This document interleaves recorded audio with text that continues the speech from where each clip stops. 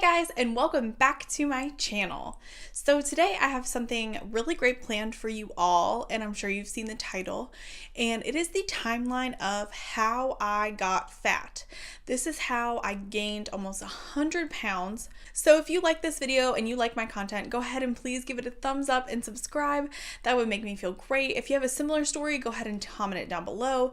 But if you want to hear the timeline of how I got fat, then just keep watching. So, the story of how I got fat starts all the way back when I was 12. At 12 years old, I got diagnosed with hypothyroidism. If you don't know what that is, you can definitely look it up. It would be way too long to explain some of all of the health issues I have in this video. But basically, my thyroid is underactive. It doesn't produce everything that it's supposed to.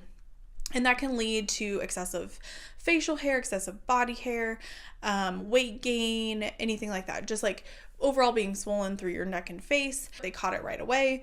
And I got put on medication when I was in 5th grade. So through that, I already was predisposed to gaining more weight. My mom had me on and off different diets. I remember I did the South Beach diet when I was still in middle or elementary school, and I thought that was crazy. I was so sad that I couldn't eat the Lunchables that everybody else was eating. I was eating like turkey rolls and all this kind of stuff. So I feel like some of those dieting habits with me started all the way back then. And it's nothing against my parents. They were just trying to keep me as healthy as possible. But I think it created some pretty bad kind of crash diet habits in my life. I never had an eating disorder or anything like that. So at 15 years old, I had been sick for probably a year. I had colds on and off. I was iron deficient. I just looked sickly. I was actually pretty skinny at the time. I went through some testing. I went through a lot of trial and error, and I actually eventually got scoped and I got diagnosed with celiac disease. So celiac is the actual autoimmune disease that is linked to the gluten-free diet. So I have been gluten-free since I was 15, so over 10 years at this point. I was passing as someone who could fit in. I was a cheerleader. I had a boyfriend. And then all of a sudden I had something that made me even more different than everyone else, and I couldn't eat what everyone else could, and it definitely affected me a lot. So out of guilt, it caused some like weird trying, like we were constantly always trying like the new gluten-free product that was out, and this was pre-Elizabeth Hasselbeck, or like right about when she got diagnosed. So it was starting to become more popular, and I was just gaining weight at a rapid rate when I was 15. So I actually gained 15 to 20 pounds during that time.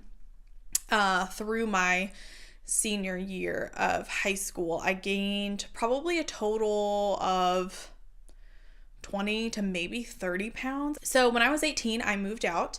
I went to college. I went to Purdue University. I lived with a roommate who also had celiac. I was living in the dorms at my freshman year, so I didn't have a car and I had to eat on their meal plan. So I ate a lot of salads. I ate a lot of applesauce, a lot of yogurt. And once a week, my roommate and I would get Monocle's pizza, and we would get their gluten-free pizza, and we would each get one, and we would pretend that we split them, but we would just eat a whole pizza on Sundays together because that was the only time that we could kind of get food delivered with our schedules and with our budget and everything like that.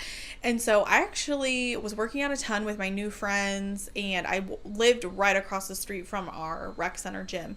So I actually lost a considerable amount of weight. I lost almost every single thing that I gained. So at 18, I was like 125. I remember the first time I went back home for break, I saw a few of my high school friends. I went to a football game, and they were like floored with how I looked. They thought I looked so great. And that was the first time I really got a lot of like positive response on weight loss, and I was really excited. I like felt myself, like I was just feeling it. I loved myself. I was just wanted to continue working out, and it was to the point where my roommate took notice as well. Even though we weren't very good friends, she would ask me all the time what I do in the gym and all of this stuff, and me and my future roommate down the road, we would just do the stair mill constantly, the rowing machines. We'd be on the treadmill. I would take my books and I would study on the elliptical. I just had really good habits at that time in my life, and it was great that I couldn't eat whatever I wanted because I didn't have the budget or the means to go do that. So I was really making healthy choices a lot of the times in the dining hall because those were my only choices. So fast forward to the end of my freshman year, I was dating someone new, and I ended up getting mono, like literally the week I moved out. So I came down with mono so hardcore. I didn't realize that that's what I had, but I ended up going to the doctor and I had mono with strep throat. I came down with it pretty badly, but over that summer, constantly eating out, constantly traveling, but then feeling so sick, I ended up getting it twice. It went away and then I got it again at the end of the summer.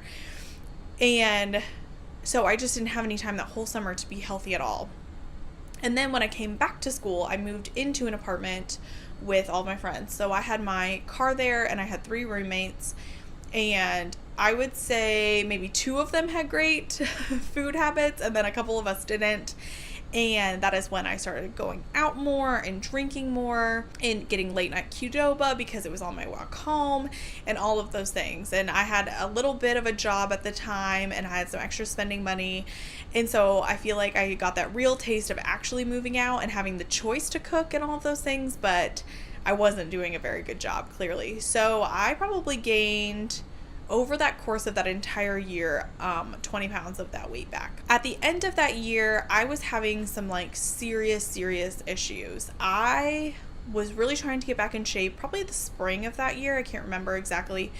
And I was gaining weight while I was cutting calories. So I knew that something was wrong. I actually gained, I think it was like 15 pounds in a week, and I was eating less than 1,000 calories a day and exercising. I was doing some pretty not so safe dieting habits. And I remember crying to my mom and I was like, something is wrong with me. And so we got tested again. I had a couple things go on and I got diagnosed with PCOS.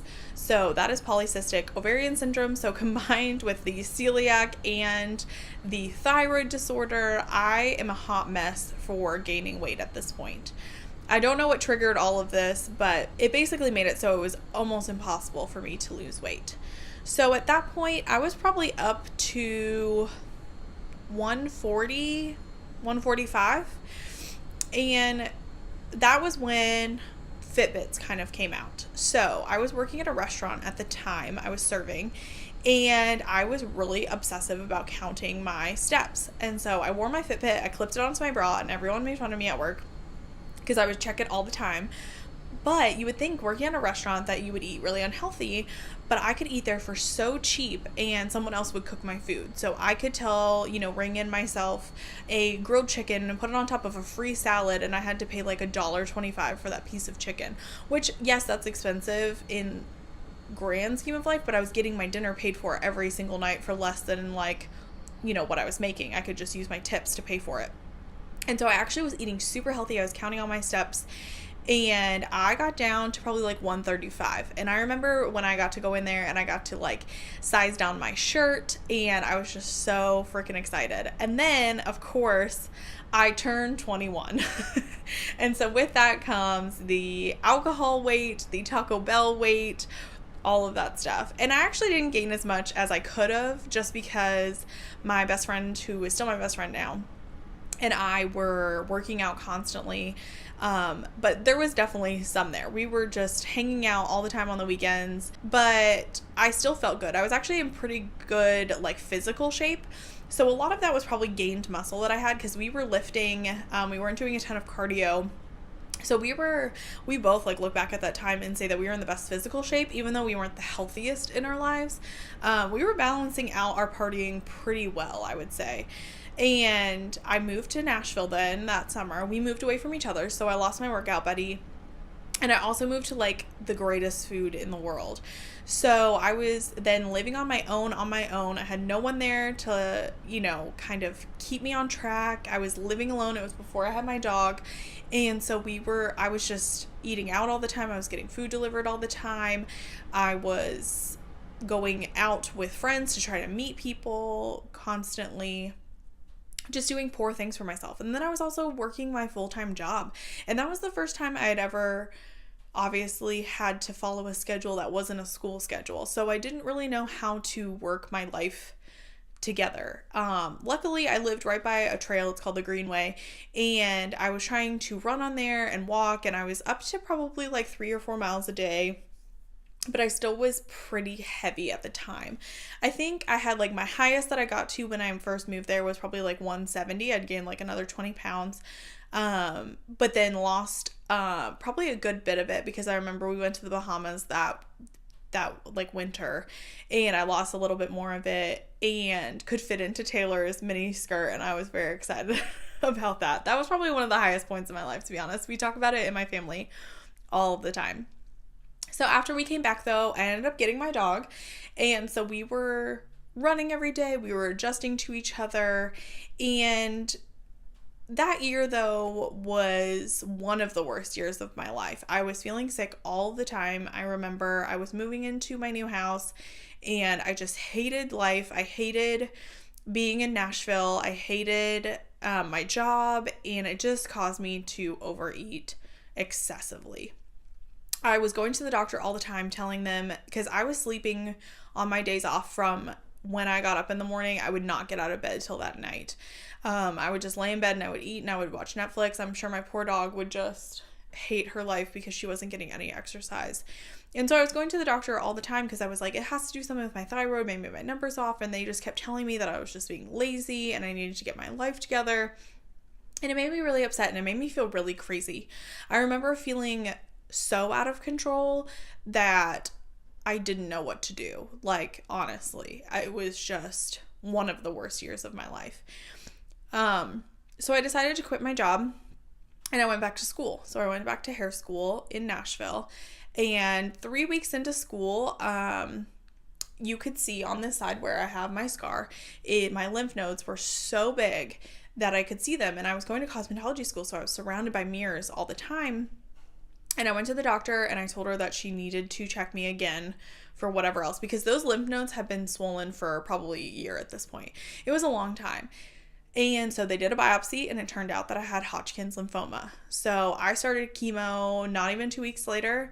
And for that rest of that year, I was in chemo, in and out, and then I did a clinical trial. So September 11th of that year, when I was 23, 24, I was in remission, and I had gained 50 pounds. So what they don't tell you when you have cancer is that they pump you full of so many steroids and fluids and all of these kinds of things. And when you want to eat, it's nothing healthy, I can guarantee you, because everything has a weird taste. And I was an adult, so it wasn't like I moved back home. I could have, I guess, but I was still going to school at the time. And so I just created some terrible habits for myself. I was too tired to go to the store, so I would order food on Postmates. And that was when I got all the way up to, 240, I think was the last weigh-in that I weighed at the doctor. And I knew that I needed to lose that weight, but I didn't know how, because I still felt, even after I was in remission, I still felt bad all the time. And my body hurt so bad, and I thought it was never going to go away. But I still moved on with my life. I got a job as a hairstylist, and I was assisting at the time, and I was trying to lose weight, but I was working a really crazy schedule because I was working somebody else's schedule. And so that brings us to now. I mean, it's been a year or almost 2 years of trying to figure it out. And I did keto over the summer, and that was when I started to feel like myself again. That was when I started to feel like I could work out again. And so at the time, I mean, it was all surrounding health issues where I was gaining and losing weight. And in the healthy times, I can lose weight. When I'm not being healthy, like when my body is not healthy, I can't at all. So it's recognizing those patterns and trying to stop them. And for me, keto does that. So if you guys like this video, if you have a similar journey, please leave it down below. I would love to hear about it. I know I'm not alone in this kind of thing. I've talked to a lot of people about it. But it is kind of one of those crazy things that you look back and you were like, how did I let this happen? But honestly, life just happened. You didn't really let it happen, because I remember through most of the time, other than when I had, even still when I was going through cancer treatment, I was trying to join gyms and I was trying to go on walks, and I just remember it just wasn't working. Obviously, like my mental state was not there. I wasn't ready to do it. And so the fact that I'm ready to do it now, and I have been ready to do it these past like 6 months or so, I think we are going to have really good success. So if you like this video, go ahead and give it a thumbs up, subscribe, do all the things. I'm weighing in every Wednesday so you guys can see my progress, and I hope to see you in the next video. Bye.